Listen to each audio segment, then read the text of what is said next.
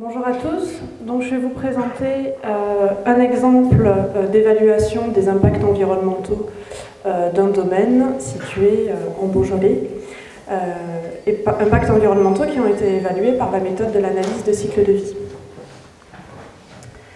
Alors, la méthode de l'analyse de cycle de vie permet d'évaluer les impacts environnementaux d'un produit ou d'un service.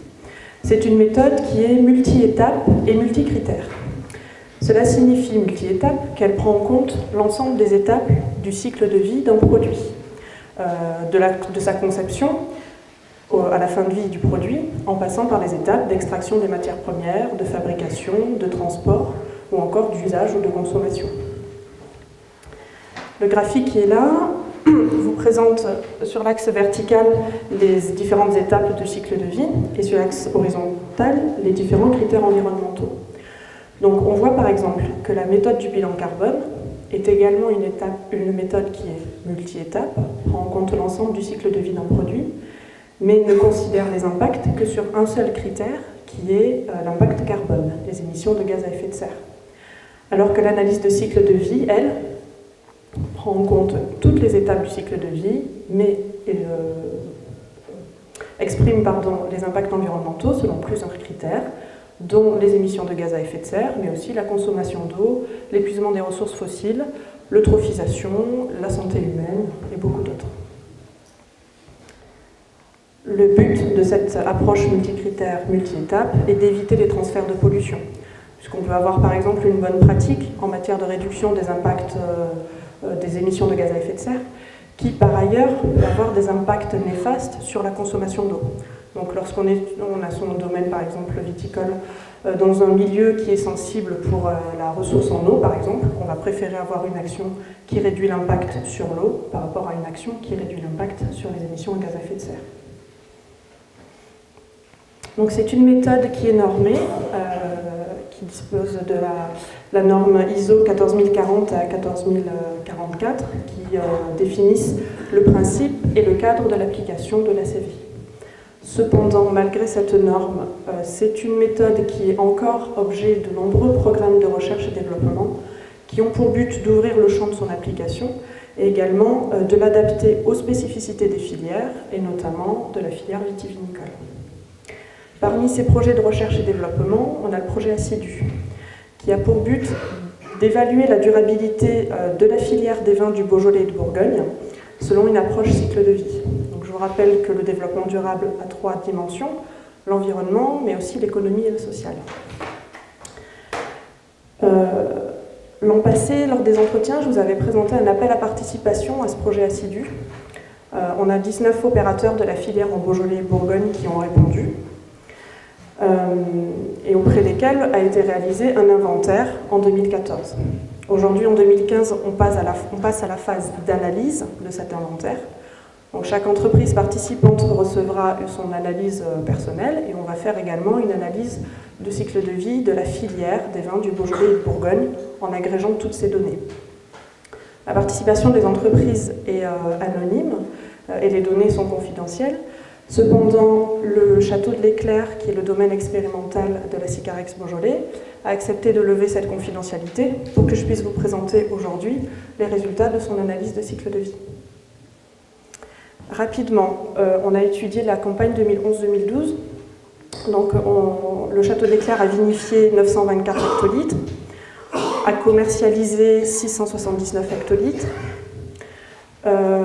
Sur le volume vinifié en 2011-2012, on en a 301 hectos qui ont été vendus en vrac et 622 qui ont été conditionnés en bouteilles en verre principalement, plus de 49 000, et 870 bag-in-box.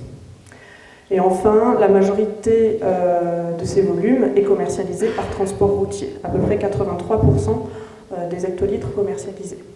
Le périmètre de notre étude, donc sont représentés ici les différentes étapes de la production de vin, de la viticulture, à la fin de vie du packaging, de la bouteille, en passant par la vinification, le conditionnement, la distribution aux premiers acheteurs puis aux acheteurs finaux et la consommation. Le périmètre de l'étude que je vous présente aujourd'hui prend en compte vinification, conditionnement et distribution aux premiers acheteurs. Le premier acheteur peut être un négociant, ou un caviste lorsqu'on conditionne ses vins, par exemple.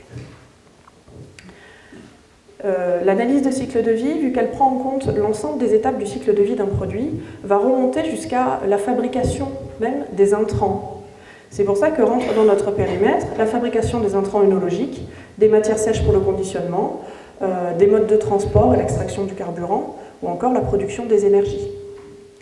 Et d'un autre côté, du point de vue des éléments sortants, on prend aussi en compte la valorisation des sous-produits, comme les mares et les lits, ou le traitement des déchets, comme les effluents, les terres de filtration usagées, etc. Le périmètre ici n'est pas parfait, puisque j'ai dû sortir tout ce qui est fabrication des équipements de cave, cuves, pressoirs, filtres, et des emballages des intrants, le sachet de levure, le bidon de SO2. Donc j'ai dû sortir leur fabrication du périmètre et aussi leur fin de vie. Bon, pour des raisons de manque de données, cependant, du fait de la longue durée de vie des équipements de cave et de la faible quantité des emballages des intrants biologiques, les études précédentes nous ont montré que leur implication dans le périmètre d'une étude ne variait pas énormément l'impact environnemental. Je précise également que le conditionnement des vins vendus en vrac par le négociant n'est pas intégré dans ce périmètre d'étude. Enfin, un dernier point, pour la fabrication des intrants œnologiques, de nettoyage et des matières sèches, on n'a pas l'ensemble de ces intrants-là qui sont représentés dans notre périmètre, puisque notamment les intrants spécifiques à la vinification, comme les levures, les bactéries, ou certaines matières sèches pour le conditionnement, comme les bouchons synthétiques en aggloméré, les capsules à vis, n'existent pas dans les bases de données qu'on utilise pour l'analyse de cycle de vie. Donc, on a fait un inventaire de l'ensemble des flux entrants et sortants de nos étapes de production. Et donc, on a 6 catégories de flux qui ont été inventoriées: la vinification, le conditionnement, la distribution, et enfin les flux relatifs aux énergies, à l'eau et aux effluents vinicoles. Lorsqu'on fait cet inventaire, en fait, on se rend dans la cave et on lui demande souvent l'ensemble des factures des intrants, des factures d'électricité, etc. Et on relève les quantités utilisées, les volumes consommés.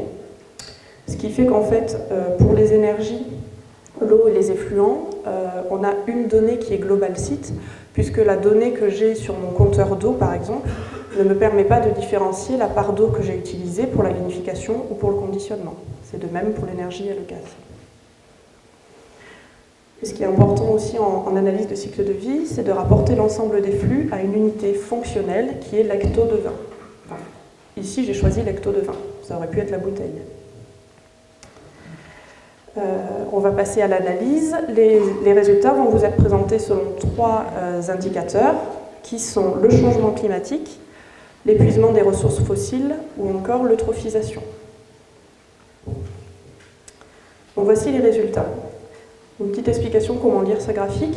Donc on a ici nos 3 indicateurs. On voit qu'ils sont exprimés selon des unités différentes, ce qui signifie qu'on ne peut pas comparer les indicateurs entre eux. Ils sont représentés aussi sur une base 100%, en pourcentage. Et on a ici l'ensemble de nos catégories de flux, les 6, vinification, conditionnement, distribution, énergie, eau et effluents vinicoles. Et on voit la part que représente chacune de ces catégories de flux sur l'impact. Donc on voit ici que le conditionnement représente sur le château de l'Éclair, a priori, l'impact le plus important. Il contribue à peu près à 70 ou 75% de l'impact sur ces 2 critères, changement climatique et épuisement des ressources fossiles. Par contre, sur le critère d'eutrophisation, le critère qui impacte le plus sont les effluents et la gestion des effluents vinicoles, à hauteur de 60%. L'énergie, elle, contribue à hauteur de 15% à peu près sur les 3 indicateurs. Donc, quand on voit ce graphique, on se dit qu'il y a certainement une action à mener sur l'étape de conditionnement pour pouvoir réduire son impact environnemental. Donc, j'ai fait un focus sur le conditionnement, c'est-à-dire que ce graphique représente les impacts environnementaux d'un hectolitre de vin conditionné par le château de l'Éclair. Donc on a toujours nos 3 indicateurs en bas, une base 100% également, et ici l'ensemble des intrants utilisés pour le conditionnement. Les bouteilles en verre qui sont différenciées en fonction de la teinte du verre, feuilles mortes, blanc ou antique. Les étiquettes, bouchons, capsules, le carton, les palettes, les films étirables, etc. Donc on voit ici la part importante représentée par la bouteille de verre teinte antique pour les 3 catégories, pour les 3 indicateurs. Donc on voit également la part constante à peu près sur les 3 indicateurs prise par la bouteille de verre feuille morte. Également le carton qui impacte à hauteur de 10%. Et enfin la fabrication de la palette en bois qui impacte sur l'indicateur d'eutrophisation à hauteur à peu près de 15%. Bon, ce qui nous importe le plus ici est quand même la bouteille de verre teinte antique. Ce qui est bien avec l'analyse de cycle de vie, c'est que c'est un outil prospectif qui nous permet finalement d'inventer des scénarios différents, de changements de pratique, et de voir ce qu'ils peuvent donner lorsqu'on en fait l'analyse de cycle de vie. Donc j'en ai fait 2. Voici une simulation d'analyse prospective et comparative des impacts environnementaux d'un hectolitre de vin conditionné par le château de l'Éclair. Donc on a toujours nos 3 indicateurs ici. En bleu, c'est la situation actuelle. En rouge, un scénario 100% vert blanc. En vert, un scénario 100% vert teinte antique. Et en violet, 100% teinte feuille morte. Donc on voit que le scénario 100% vert teinte blanc serait le moins impactant pour l'indicateur de changement climatique. Le 100% feuille morte serait lui moins impactant pour les 2 indicateurs d'eutrophisation et d'épuisement des ressources fossiles. Pour les 3 indicateurs, le teinte antique est celui qui impacte le plus sur les 3 indicateurs. Cependant, je vous fais remarquer sur l'axe vertical, qu'en fait la variation n'est que de 0,1%. Ce qui veut dire que n'investissons pas pour changer la couleur du verre, puisque les bénéfices environnementaux seraient très faibles. Donc on va essayer de faire une autre simulation sur, non pas la couleur du verre, mais le mode de conditionnement cette fois-ci. Donc là, ma deuxième analyse prospective comparative est sur le mode de conditionnement. En bleu, toujours la situation actuelle. En rouge, si on conditionnait 100% en bip de 10 litres. En vert, 100% PET. Et en violet, 100% verre allégé. Donc on est bien d'accord que c'est un scénario qui est prospectif, qui est un petit peu loufoque parce que c'est du 100% et que je pense qu'il n'y a pas beaucoup d'entreprises qui conditionnent de la même façon l'ensemble de son volume. Donc on voit, sans trop de surprise finalement, que le 100% PET est le mode de conditionnement qui impacte le moins par rapport aux autres sur les 3 indicateurs, eutrophisation, changement climatique et épuisement des ressources. Sur le changement climatique, c'est la situation actuelle qui impacte le plus. Sur les 2 autres indicateurs, c'est le 100% BIP de 10 litres. Alors, 2 types de conclusions. Conclusion pour le cas étudié. On pourrait conseiller d'agir sur le conditionnement pour diminuer l'impact environnemental, en creusant la piste du PET ou du verre allégé. Et également réduire la consommation d'eau et donc le volume d'effluents à épurer, parce que même si je n'ai pas insisté, on voyait sur le premier graphique que ça impactait à hauteur de 60% sur l'indicateur d'eutrophisation. Quelques conclusions pour la recherche et développement en ACV. Il est nécessaire de compléter les bases de données existantes avec des produits spécifiques à la filière, notamment les intrants œnologiques. Faire de l'ACV un outil d'aide à la décision pour les filières, c'est-à-dire pas uniquement pour une entreprise, mais à l'échelle d'une filière. C'est ce qu'on fait dans le projet ACIDU. Simplifier l'ACV, la rendre accessible à tous, car j'avoue que pour le moment, elle est assez complexe. Et adopter également une approche économique et sociale, parce que bien que l'environnement soit un critère important pour éclairer un choix de changement de pratique. Il ne faut pas oublier non plus les autres critères, l'économie, le social ou encore la qualité du produit. Donc j'insiste sur ce point parce que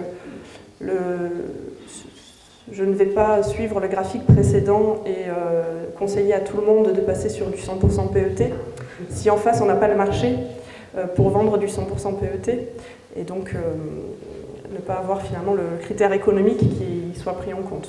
Donc l'environnement fait partie des critères à prendre en compte, mais évidemment pas le seul. Je vous remercie.